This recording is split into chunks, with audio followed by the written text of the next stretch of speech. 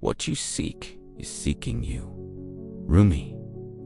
Have you ever wondered whether the day you were born quietly shapes the way you move through life? Not as a rigid fate, but as a spiritual archetype that colors your resilience, your empathy, your curiosity, your solitude, your artistry, your longing for freedom, and your willingness to guide others.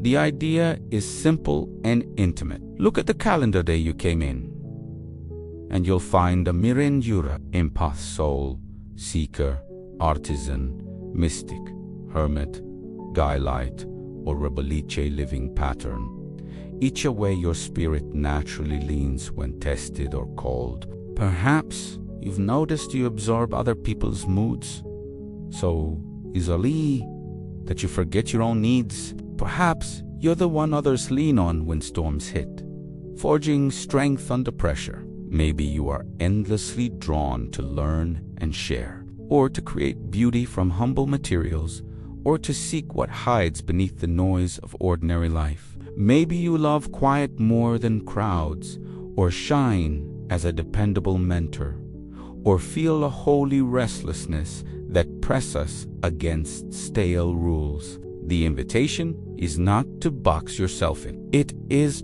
to recognize a signature so you can use it wisely. Here is the promise. By understanding the archetype connected to your birth date, you will gain language for your strengths, perspective for your challenges, and a simple path to act on all of it today. You will hear why these patterns matter, how to notice them without fear, and how to channel them into purposeful steps that support your spirit and serve others. Then you will receive a short practice at the end to activate what you discover tonight. If that speaks to you, drop Amen or Amen in the comments. Tap like to tell the algorithm this helps you. Subscribe for more spiritually grounded guidance. And stay with me until the end for a concise practice you can do in under a minute today. Across traditions, names differ, but the thread is familiar. Some people are fire in hard seasons. Others are wells that hold feelings. Some are lanterns of knowledge and counsel. Others weave devotion into art. Others listen for the hidden river beneath events. Others seek wisdom in solitude. Others become steady teachers, and others break stale patterns so truth can breathe again. The transcript presents these as living archetypes tied to specific days in the month. Think of them as spiritual postures you naturally assume when life calls your name. Let's frame the fear that often rises when we hear words like destiny or archetype. You are not trapped by a label. You are being handed a lens. Through it, your sensitivities stop looking like flaws and start sounding like assignments. You are not too much for wanting depth. You are not broken for needing quiet. You are not selfish for drawing boundaries. The archetype is not a prison. It is a compass you carry into every room you enter. If your birthday aligns with the Endura, those named by the transcript as born on the 1st, 8th, 5th, 10th, or 26th, you know the heat of challenge. You do not merely survive tests. You harden, life still tempered in fire. Your growth comes from going through, not around. Awareness for you begins with noticing when grit slips into stubbornness. Ask in the moment, am I pushing because this is mine to carry, or because I'm afraid to feel? Write down the difference after the storm passes, and you will become even stronger and kinder. If you resonate with the empath soldos, named by the transcript on the 2nd, 6th, 16th, or 23rd, your gift is deep feeling and compassionate presence. Awareness for you starts with naming what is yours and what belongs to others. When you feel heavy, pause and ask, whose weather am I wearing? When you listen, place one hand on your heart to keep a thread to your own center. After helping someone, write 2 lines about what you gave and how you will replenish today. Your care for yourself refines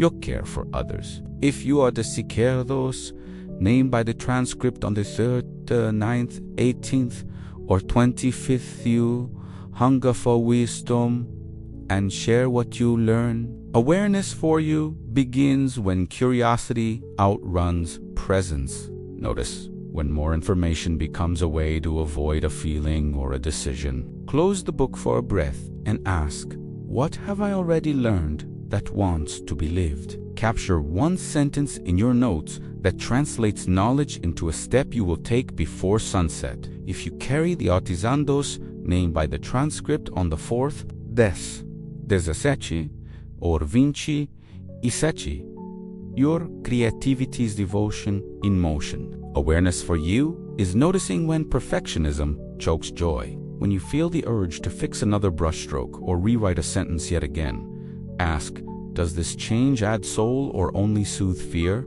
Stop at the first honest yes and share it with one person. Your art changes rooms, not because it is flawless, but because it is alive. If you are the mystic those, named by the transcript, on the 5th, 7th, 19th, or 28th, face the great questions with a quiet that can hold uncertainty. Awareness for you begins when your inner depths become isolating. Ask, have I stayed inside too long to avoid the world I'm meant to bless? Step outside and bring one insight from your inner prayer into a single outward kindness today. Your calm reveals hidden rivers to those who thirst. If you know the hermitos named by the transcript on the 11th, 24th, 30.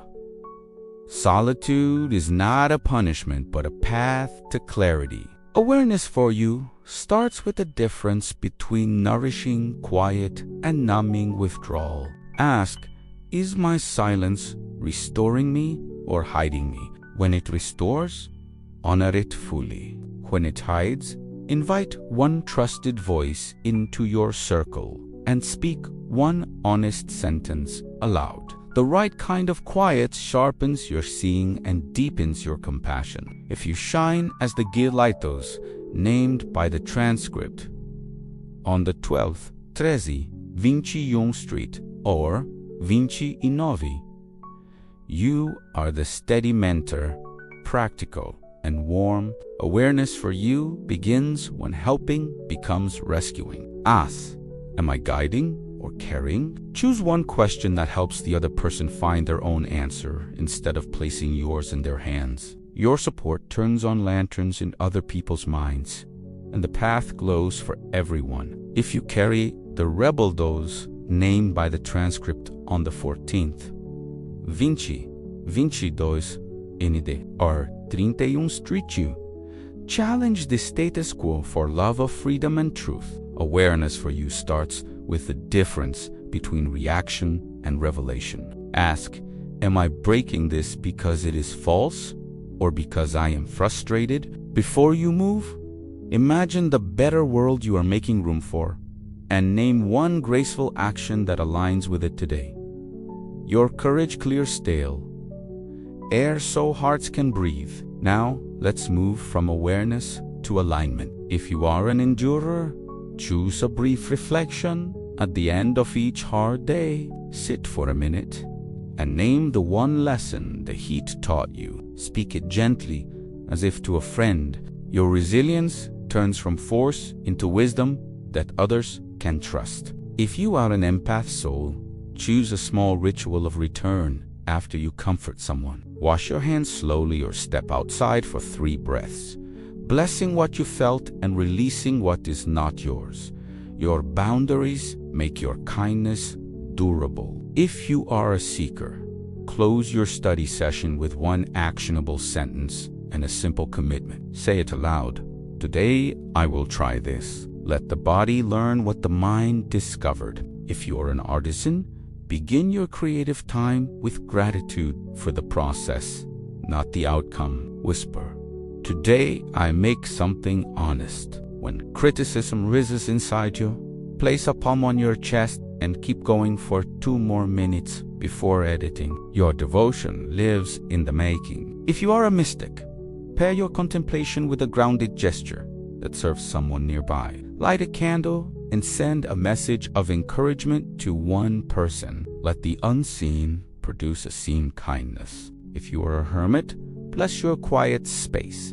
Then schedule a small, meaningful connection afterward. Your insight wants a bridge. If you are a guy light, write one sentence that empowers rather than instructs before you speak. If you are a rebel, anchor your challenge in love by naming what you are for before you name what you resist. The world hears your heart, not just your hammer. Many traditions view cycles, days, and patterns as ways the universe whispers direction without making hard claims. Notice how often your birthday's tone has already played through your choices. Some researchers suggest that consistent daily rituals like brief journaling or scheduled quiet help you notice patterns over time. You do not need proof to live this gently. Let experience teach you. Track what you feel, track what you practice, track what changes. Think of the archetypes as invitations rather than verdicts. The endurer is called to grow through challenge, not to love suffering. The empath soul is called to deep care, not to the seeker is called to wisdom that walks, not to endless study. The artisan is called to sacred making, not to flawless product. The mystic is called to honest depth, not to drifting away. The hermit is called to clarifying quiet, not to permanent retreat. The guide light is called to empower, not to control. The rebel is called to liberate, not to destroy. When you honor your pattern, you become more yourself. When you become more yourself, you bless more people. When you bless more people, the pattern keeps widening into purpose. This is how meaning ripples. When you notice, when you align, when you act, your life steadies. When you drift, you can return. When the world is loud, you can choose quiet. When the night feels long, you can keep a small flame alive. Let the promise echo again in fresh words. You will learn what your day of birth archetype is pointing to in you. You will name the strength it offers and the shadow it asks you to steward. You will receive simple ways to use it today. So life stops feeling random and begins feeling guided. Not proof by argument, but peace by practice. Not a cage of rules, but a path you can walk with your head up. To make this tangible, focus on your archetype for a week and record small, living evidence. If you are an endurer, each time a challenge arises, write a single sentence about how it shaped you instead of breaking you. If you are an empath soul, each time you listen, schedule a small replenishment. If you are a seeker, each time you learn, translate it into one step. If you are an artisan, create openly and resist the trap of perfection. If you are a mystic, balance inner depth with one outward kindness. If you are a hermit, pair solitude with one meaningful connection. If you are a guide without carrying. If you are a rebel, to find the new before you deconstruct the old. Notice the anaphora that becomes a blessing. When you honor your design, your days feel coherent. When you practice your design, your choices gain traction. When you share from your design, other people find their courage. This is where dark meets light, where noise meets quiet, where drift meets intent. The archetype becomes a way you hold yourself steady while still moving forward. Some of you will hear your name in more than one description. That is fine. The transcript names clear sats tied to dates, and your lived story may add nuance. Let the clearest resonance lead your practice this month. You do not need a perfect to begin. Begin where the bell rings the loudest in your chest.